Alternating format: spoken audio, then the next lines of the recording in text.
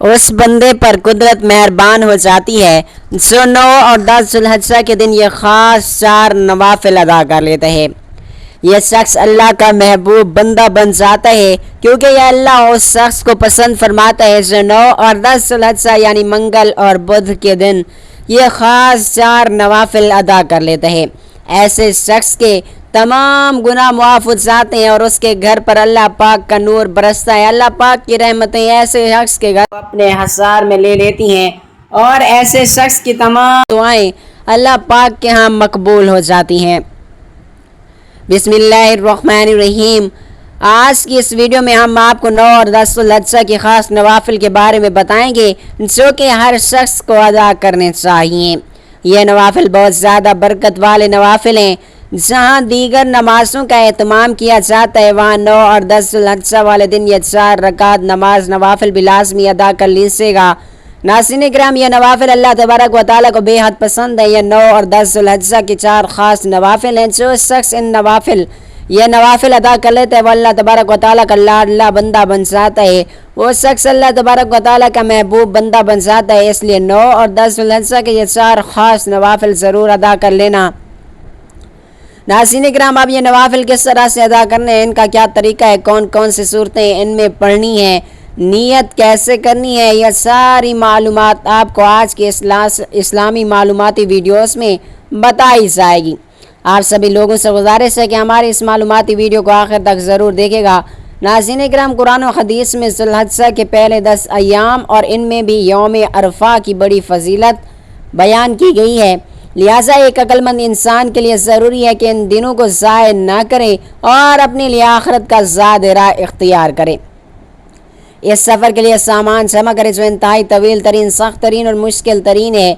ऐसा सफ़र जिस पर सब जाना चाहिए, इसकी तैयारी करें या ना करें। 9 ज़ुल्हज्जा का दिन इस एतबार से भी मुबारक है कि इसमें हज का सबसे बड़ा रुकन वकूफ़ अरफा अदा होता है और इस दिन अल्लाह सुब्हानहू तआला की जानिब से बेशुमार लोगों की बख्शिश और मग़फ़िरत कर दी जाती है। लेकिन अल्लाह तबारक व तआला ने इस दिन की बरकत से गैर हादसियों को भी महरूम नहीं फरमाया। लिहाजा इस दिन रोज़े की असीम व शान फजीलत मुकर्रर करके सबको इस दिन की फजीलत से अपनी शान के मुताबिक मुस्तफ़ीद होने का मौका इनायत फरमाया है। यही वजह है इस दिन का रोज़ा रखने की तलकीन तमाम मुसलमानों को की गई है। नाज़रीन किराम, जान लीजिए कि अरफा की वजह तस्मिया के मुताल्लिक़ बहुत से अक़वाल ज़री हैं जिनमें से 3 को उलमाए किराम ने बतौर ख़ास बयान फरमाया। हज़रत इब्राहीम अलैहिस्सलाम को 8 ज़ुल्हज्जा की रात ख्वाब में नज़र आया कि वह अपने बेटे को ज़िबह कर रहे हैं, तो उनको इस ख्वाब के अल्लाह तबारक व तआला की तरफ से होने या ना होने में कुछ तरद्दुद हुआ। फिर यही ख्वाब दोबारा नजर आया तो उनको यकीन हो गया कि यह ख्वाब अल्लाह तबारक व तआला की तरफ से ही है, क्योंकि हज़रत इब्राहीम अलैहिस्सलाम को यह मुआरफत और ये यकीन 9 ज़ुल्हज्जा को हासिल हुआ था। इसी वजह से उसको यौम अरफा कहते हैं। 9 ज़ुल्हज्जा को हज़रत जिब्रील अमीन अलैहिस्सलाम ने हज़रत इब्राहीम अलैहिस्सलाम को तमाम मनासिक हज सिखलाए थे। वो इस दौरान इनसे पूछे, अरफत के जो तालीम मैंने दी है क्या तुमने उसे जान लिया? तो हज़रत इब्राहीम अलैहिस्सलाम जवाब में फरमाते, अरफत यानी मैंने जान लिया। आखिर में इन दोनों हस्तियों के सवाल और जवाब में इस कलमे का इस्तेमाल इस जगह की वजह तस्मिया बन गया। नाज़रीन किराम, जान लीजिए कि हज़रत आदम अलैहिस्सलाम और हज़रत हव्वा जन्नत से उतर कर इस दुनिया में आए तो वो दोनों सबसे पहले इसी जगह पर मिले और इस तारीख़ की मुनासबत से उसका नाम अरफा पड़ गया और ये जगह अरफात कहलाई। जब तक बात है अरफा और कुरान और हदीस की तो याद रहे कि ये वो दिन है कि जिस दिन अल्लाह ताला ने कसम उठाई और यकीनन अल्लाह ताला जैसी अजीम शान और बुलंदो बरतर मर्तबा वाली ज़ात अजीम शान चीज़ की कसम उठाती है।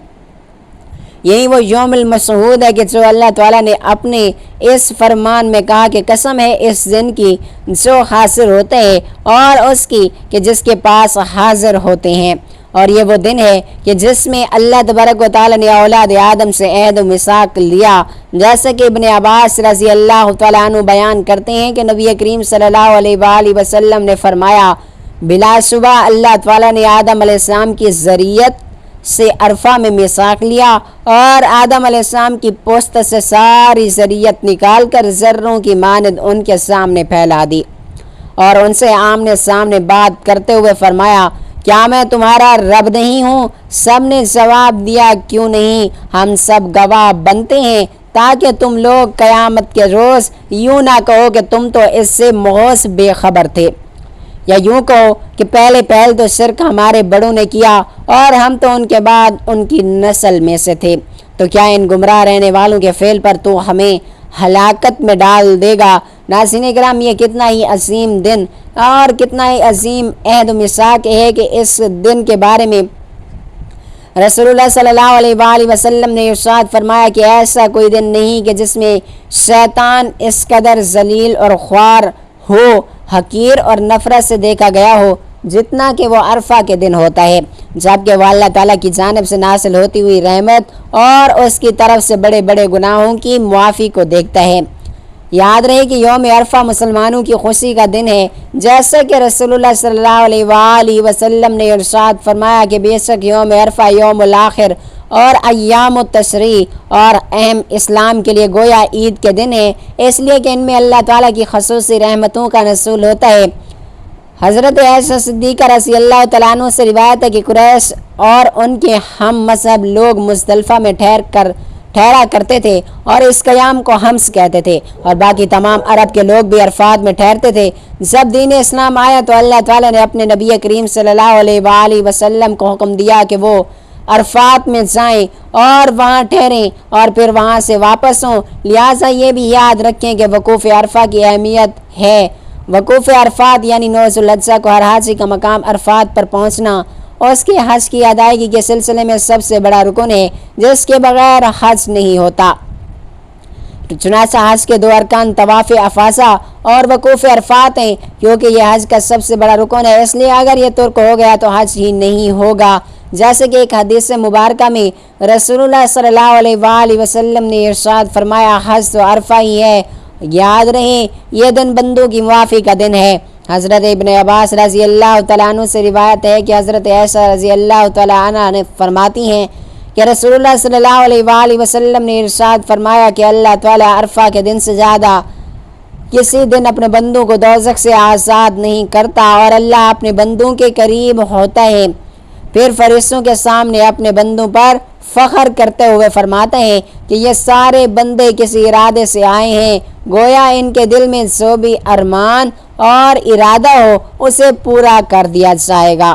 حضرت ابو ہریرہ رضی اللہ تعالیٰ عنہ سے ایک روایت میں یہ الفاظ وارد ہوئے، بے شک اللہ تعالیٰ اہل عرفات کے سبب آسمان والوں یعنی فرشتوں پر فخر فرماتا ہے اور ان سے کہتا ہے کہ میرے ان بندوں کو دیکھو کہ یہ میرے حضور گندے اور گرد آلود آئے ہیں اور میں انہیں بخش دوں گا۔ ناظرین کرام، یاد رہے کہ اس دن دین اسلام کی تکمیل اور نعمتوں کا تمام ہوا، جیسا کہ حضرت عمر بن خطاب سے حدیث مروی ہے کہ ایک یہودی نے عمر بن خطاب سے کہا، اے امیر المومنین، تم ایک آیت قرآن مجید میں پڑھتے ہو، اگر وہ آیت ہم یہودیوں پر نازل ہوتی تو ہم اس دن کو عید کا دن مناتے۔ تو حضرت عمر فاروق رضی اللہ تعالیٰ عنہ کہنے لگے کہ وہ کون سی آیت ہے؟ اس نے کہا کہ آج میں نے تمہارے لیے تمہارے دین کو کامل و مکمل کر دیا اور تم پر اپنا انعام بھرپور کر دیا اور تمہارے لیے اسلام کے دین ہونے پر رضامندی ہو گیا۔ تو حضرت عمر رضی اللہ تعالیٰ عنہ فرمانے لگے کہ ہمیں اس دن اور جگہ کا بھی علم ہے کہ جب یہ آیت نبی کریم صلی اللہ علیہ وآلہ وسلم پر نازل ہوئی اور جمعۃ المبارک کا دن تھا اور نبی کریم صلی اللہ علیہ وآلہ وسلم عرفہ میں تھے۔ ناظرین کرام، مجھے امید ہے کہ آپ کو اس دن کی فضیلت کے بارے میں پتہ چل گیا ہوگا۔ یہ دن بہت ہی زیادہ برکت والا دن ہے۔ اس دن کا شمار اللہ تعالیٰ کے خاص دنوں میں ہوتا ہے، اور اس دن جو شخص یہ 4 نوافل پڑھ لیتے ہیں تو وہ اللہ تعالیٰ کا محبوب ترین بندہ بن جاتا ہے، اللہ تعالیٰ کا بے حد لاڈلا بندہ بن جاتا ہے۔ پھر قدرت ایسے شخص پر مہربان ہو جاتی ہے، ایسا شخص جو بھی دعا اپنی زبان پر لاتا ہے تو اللہ تبارک و تعالیٰ اس کی زبان سے نکلی ہوئی ہر دعا کو، اس کے دل سے نکلی ہوئی ہر فریاد کو اپنی بارگاہ عظیم المرتبت بارگاہ میں اور اسے درجہ قبولیت پر فائز فرما دیتے ہیں۔ بے شک اللہ ہر ناممکن کو ممکن بنانے پر قادر ہے۔ ناظرین کرام، اب آپ کو یہ بھی بتاتے چلیں کہ ان نوافل کو آپ نے کس وقت پڑھنا ہے۔ جان لیجیے کہ ان نوافل کا کوئی بھی وقت مقرر نہیں ہے، مکروہ اوقات کے علاوہ آپ جب چاہیں ان نوافل کو پڑھ سکتے ہیں۔ آپ چاہیں تو ان نوافل کو 8 ذی الحج مغرب کے بعد یا پھر عشاء کی نماز کے بعد پڑھ لیں، یا پھر 9 ذی الحج کو صبح فجر کی نماز کے بعد پڑھ لیں، یا پھر ظہر سے پہلے پڑھ لیں یا ظہر کے بعد پڑھ لیں۔ اور اس کے علاوہ عصر کی نماز کے بعد نفلی نماز پڑھنا منع ہے، یعنی آپ ان نوافل کو عصر کی نماز کے بعد نہیں پڑھ سکتے۔ یعنی آپ یوں سمجھ لیجیے گا کہ ان نوافل کو پڑھنے کا وقت آپ کے پاس ہے اشراق سے لے کر زوال سے پہلے یہ وقت آپ ان نوافل کو پڑھ سکتے ہیں۔ اور اس کے علاوہ ظہر اور عصر کی نماز کے درمیان جو وقت ہے آپ اس میں بھی ان نوافل کو پڑھ سکتے ہیں، یعنی یہ ٹائم ہے۔ اور ان نوافل کا اس کے علاوہ 9 ذی الحج کو مغرب کی نماز کے بعد یا پھر عشاء کی نماز کے بعد بھی پڑھ سکتے ہیں۔ اب یہ بھی جان لیجیے کہ یہ 4 رکعت نوافل آپ نے کس طریقے سے پڑھنے ہیں، کون سی صورتیں پڑھنی ہیں، اور آپ نے اس کے اندر پڑھنا کیا ہے، اور ان نوافل کی نیت آپ نے کس طرح سے کرنی ہے۔ جان لیجیے کہ آپ نے بہت ہی اطمینان اور سکون کے ساتھ اچھے طریقوں سے وضو کر لینا ہے، اور اس کے بعد آپ نے کسی ایسی جگہ پر ان نوافل کو پڑھنا ہے کہ جہاں آپ کو کوئی بھی پریشان کرنے والا نہ ہو۔ آپ کسی بھی پاک جگہ پر اپنا مصلی بچھائیں اور پھر ان نوافل کو پڑھ لیجیے۔ اور اگر آپ ان نوافل کو مسجد میں پڑھنا چاہیں تو ادھر بھی پڑھ سکتے ہیں، اور اگر آپ گھر پڑھتے ہو تو گھر بھی آپ پڑھ سکتے ہیں۔ اب آپ نے ان نوافل کی نیت اس طرح سے کرنی ہے کہ پہلے 2 نوافل کے لیے یوں کہیں، نیت کرتا ہوں 2 رکعت نوافل صلاۃ الحاجات کی واسطے سے اللہ تبارک و تعالیٰ کے منہ میرا قبلہ کی جانب، اللہ اکبر۔ یہاں پر ایک بات اور بھی جان لیجیے کہ نیت تو ارادے کو کہتے ہیں، کہ آپ دل میں بھی اس کی نیت کر لیں تو یہی کافی ہے۔ یعنی اگر آپ اس طرح سے نیت کو بھی کریں، نیت نہ بھی کریں، بس دل میں ان نوافل کی نیت کر لیں تو یہ بھی درست ہے۔ لیکن اگر آپ بول کر بھی نیت کرنا چاہتے ہیں تو کر سکتے ہیں۔ نیت کرنے کے بعد آپ نے ان نوافل کو پڑھنا ہے۔ آپ نے ان نوافل کو اس طرح سے پڑھنا ہے کہ جب آپ سورۃ الفاتحہ پڑھ لیں تو اس کے بعد آپ نے سورۃ الکافرون یعنی قل یا ایھا الکافرون کو 3 مرتبہ پڑھ لینا ہے۔ سورۃ الکافرون ہم آپ کو پڑھ کر بھی سنا دیتے ہیں۔ بسم اللہ الرحمن الرحیم، قل یا ایھا الکافرون لا اعبد ما تعبدون ولا انتم عابدون ما اعبد ولا انا عابد ما عبدتم ولا انتم عابدون ما اعبد لکم دینکم ولی دین۔ ناظرین اکرام، یہ سورۃ مبارکہ بہت ہی زیادہ برکت والی سورت ہے۔ جان لیجیے کہ حضرت عبداللہ بن عباس رضی اللہ تعالیٰ عنہ سے روایت ہے کہ نبی کریم صلی اللہ علیہ وآلہ وسلم نے ارشاد فرمایا کہ جو شخص سورۃ الکافرون کو پڑھے گا اسے 1/4 قرآن مجید کا ثواب ملے گا۔ اب اسی طرح حضرت عبداللہ بن مسعود رضی اللہ تعالیٰ عنہ سے روایت ہے کہ آپ فرماتے ہیں کہ میں نے نبی کریم صلی اللہ علیہ وآلہ وسلم کو مغرب کی نماز کے بعد اور فجر میں سنت کی نمازوں میں سورۃ الکافرون اور سورۃ الاخلاص پڑھتے ہوئے دیکھا۔